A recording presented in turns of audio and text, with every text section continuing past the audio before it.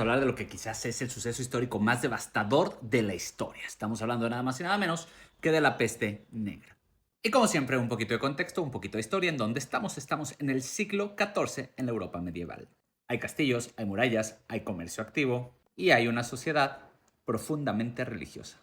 Y contrario a la idea que nos dice que era una edad bastante oscura, pues el mundo estaba bastante conectado. Y hablamos que estaba bastante conectado precisamente porque el gran imperio mongol había establecido lo que eran las rutas de Asia a Europa y en este momento estaban bastante bien cuidadas. Es decir, la famosa ruta de la seda conectaba lo que era China y Asia Central con el Medio Oriente y el Mediterráneo. Las ciudades como Venecia y como Génova estaban empezando a florecer. Todo esto gracias al comercio, pero donde hay comercio hay movilidad y donde hay movilidad hay transmisión. También en un poquito de contexto, entre los años 1315 y 1317 hubo una gran hambruna en Europa debido a las malas cosechas, al clima adverso, causando la escasez alimentaria, provocando que tuviéramos una población bastante desnutrida. Esto nos trae lo que sería un sistema feudal bajo presión, lo que debilitaría a Europa. Y ahora sí nos vamos con el gran protagonista de esta historia. ¿Quién es? Pues nada más y nada menos que la Yersinia pestis. Esto era una bacteria que rodeaba principalmente en Asia, en los roedores, y en el año de 1346 aparece por primera vez en la ciudad de Cafa, es decir, la actual Feodosia, en Crimea. ¿Cómo sabemos esto? Se preguntarán porque después de un gran asedio, cronistas mencionan que los mongoles se la pasaban arrojando cuerpos dentro de esta gran ciudad. Pero el punto es que, sea exacto o no, la enfermedad ya estaba en el puerto. Esto hace que barcos genoveses huyan de Cafa y llegan a Sicilia en octubre del año 1347 con un invitado muy especial. ¿Cómo sabíamos quién era este invitado? Porque algunos marineros ya venían enfermos y solo en pocos meses la enfermedad comenzaría a esparcirse en Italia, en Francia, en España y muy pronto después de esto, más al norte. Recordemos, para cerrar el contexto, que en el año 1347 nadie entendía lo que era una bacteria. No existía la teoría microbiana. Entonces, ¿qué es lo que se decía con esto? Pues que era un castigo divino, también que era aire corrompido. Incluso otros pensaban que eran alineaciones astrales, por llamarlo así. El punto que fue que la ignorancia médica prácticamente amplificó el terror.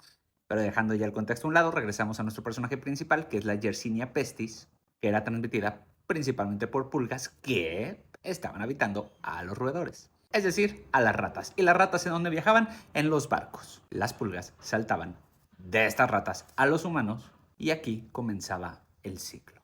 Estamos hablando que esta peste tenía tres versiones. La primera, la peste bubónica, es decir, la inflamación de ganglios con fiebre alta y mortalidad del 30 al 60%. La segunda, la peste neumónica, es decir, se transmitía por aire, afectaba los pulmones y tenía una mortalidad cerca del 90%.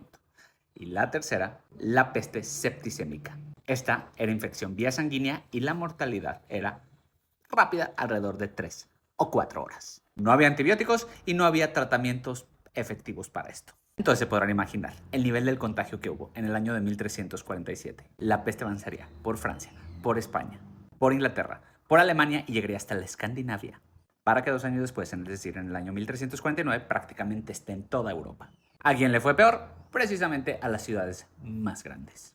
¿Cuáles son las cifras? Se preguntarán ustedes. Pues alrededor del 30 al 50% de la población perecería en este suceso histórico. Según algunos cálculos, estamos hablando que son de 25 a 50 millones de personas. Y en algunas ciudades muy importantes se perdió alrededor del 60% de la población. Y como ya hemos hablado en otros videos, que el porcentaje de la población es precisamente el factor más importante para una sociedad, este colapso demográfico continental ha sido lo peor que le ha pasado a este continente, incluyendo la Segunda Guerra Mundial.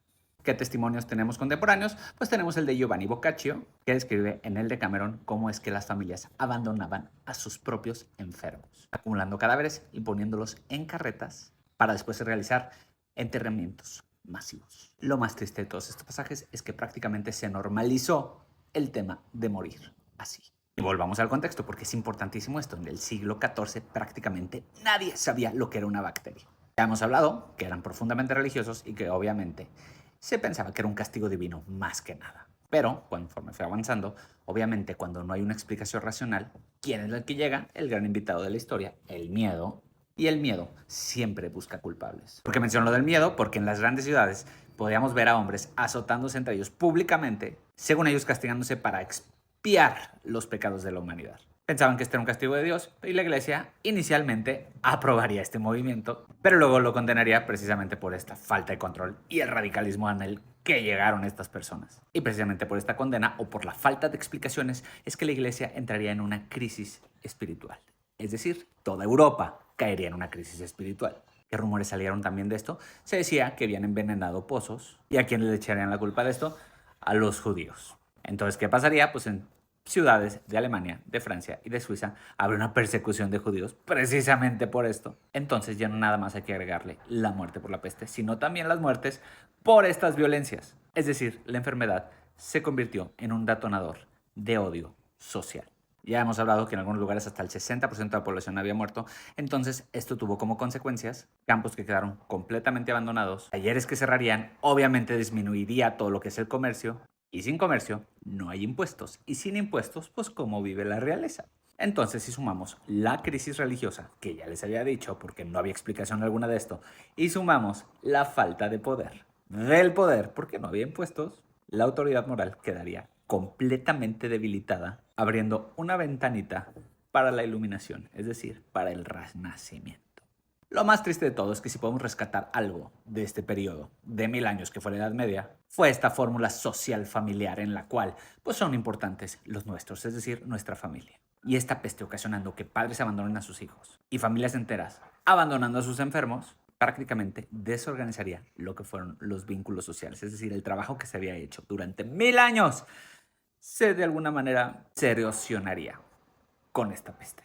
Lo que pasaría, pues obviamente los campesinos que sobreviven valen más, los salarios se hacen mucho más altos, por lo tanto habría menos obligaciones feudales y el equilibrio del poder empezaría a moverse.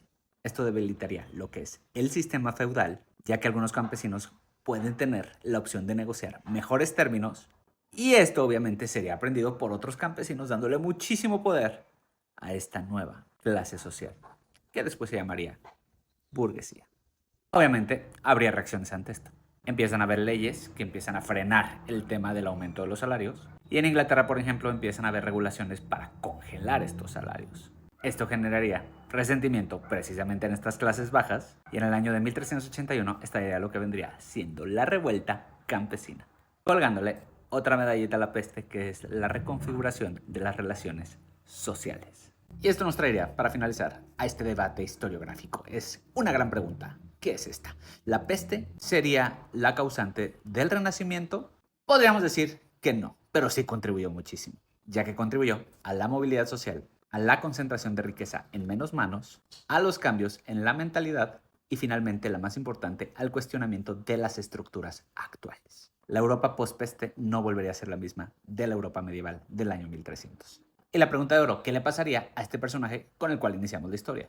Pues obviamente la peste no terminó en 1351, de hecho hubo muchos rebotes después, pero nunca volvió a matar con la misma intensidad con que lo hizo en este periodo. Es decir, el golpe más devastador fue este gran primer golpe. Y además, las sociedades se acostumbran a vivir con esto. ¿O no recuerdan el COVID? Sin duda, este es el evento demográfico más devastador en la historia de Europa. En casi 4 años, Europa perdería a más de la mitad de su población, situación que no se volvería a ver hasta el siglo XX. Pero eso ya es otra historia.